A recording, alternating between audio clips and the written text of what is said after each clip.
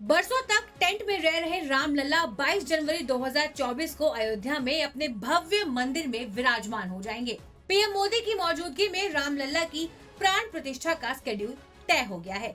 लोकसभा चुनावों से ठीक पहले राम मंदिर भक्तों के लिए तैयार होकर पूजा पाठ के लिए खुल जाएगा। 107 एकड़ में बने राम मंदिर में ना तो पूजा का स्थान एक होगा और न ही एक या दो पुजारियों से काम चलेगा। श्री राम जन्मभूमि तीर्थ क्षेत्र ट्रस्ट ने राम मंदिर में 20 पुजारियों की भर्ती के लिए विज्ञापन निकाला था, जिसमें से करीब 3000 लोगों ने अप्लाई किया राम मंदिर में पुजारी बनने के लिए। ट्रस्ट ने 3000 में से करीब 200 लोगों को शॉर्टलिस्ट किया है। इंटरव्यू के लिए 200 में से सिर्फ 20 लोग चुने जाएंगे राम मंदिर में पुजारी बनने के लिए। इंटरव्यू शुरू हो गया है। इंटरव्यू देने गए थे, अगर गए थे तो क्या सवाल पूछे गए और अभिलाषा क्या मन में? जी, जब हम इंटरव्यू देने गए तो वहाँ पर हमारा तो बीच में नंबर आया लोगों के।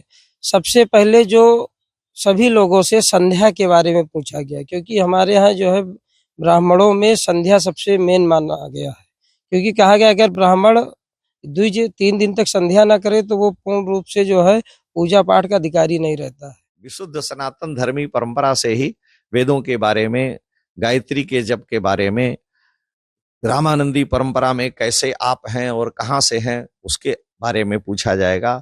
आप अपना आधार कार्ड दीजिए कि आप वास्तव में हैं कि नहीं। ये आधार कार्ड इनका पुलिस वेरिफिकेशन हो रहा है कि नहीं, इनके बारे में कोई ऐसे तो नहीं हैं जो कहीं से कोई इन पर केस मुकदमा हो, ये सारी उसमें देखे जा रहे हैं। किसी भी विद्यार्थी के लिए अब विद्यार्थी के रूप में जिसकी परीक्षा इनकी हो रही है, ये वहाँ अर्चक के रूप में होंगे। भगवान की सेवा करने के लिए जो नियम बताया गया, देवो भूत्वा देवान यजेत, देवता ही देवता का पूजन कर सकता है, इसलिए उसके लिए मानक जितने भी उसमें आचार बिंदु स्थापित किए गए हैं कि अर्चक के योग्य उसे वेदों का ज्ञान है।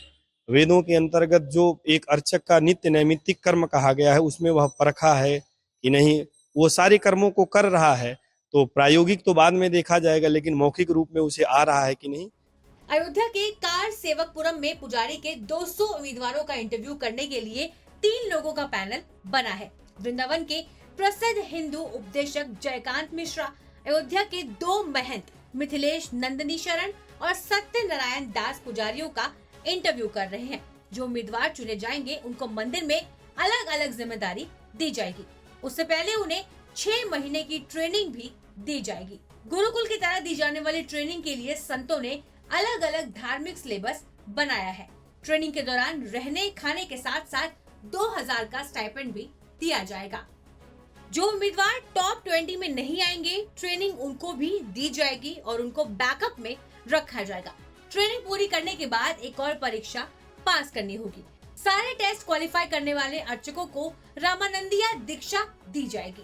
वहीं आपको बता दें कि राम मंदिर में एक मुख्य पुजारी और 4 सहायक पुजारी समेत 5 पुजारी रामलला की पूजा और सेवा के लिए हर वक्त तैनात हैं। आचार्य सत्येंद्र दास रामलला के मुख्य पुजारी हैं। नए मंदिर में नई भर्ती के बाद पुजारियों की संख्या भी बढ़ जाएगी। नए पुजारी अर्चक कहे जाएंगे। 22 जनवरी को प्राण प्रतिष्ठा से पहले राम मंदिर में 6 दिन पहले से धार्मिक कार्यक्रम शुरू हो जाएंगे। नए मंदिर में ले जाने के लिए एक दिन राम यात्रा भी निकाली जाएगी। राम मंदिर में होने वाली पूजा पाठ काशी के आचार्य लक्ष्मीकांत आचार्य करेंगे। उनके साथ करीब 150 पुरोहित शामिल होंगे। प्राण प्रतिष्ठा में शामिल होने के लिए बड़ी तादाद में भक्तों के अयोध्या पहुंचने का अनुमान भी लगाया जा रहा है। ऐसे भक्तों के लिए अयोध्या में एक टेंट सिटी बन रही है, जिसमें करीब 80,000 लोगों के रहने का इंतजाम होगा। ब्यूरो रिपोर्ट, न्यूज़ तक।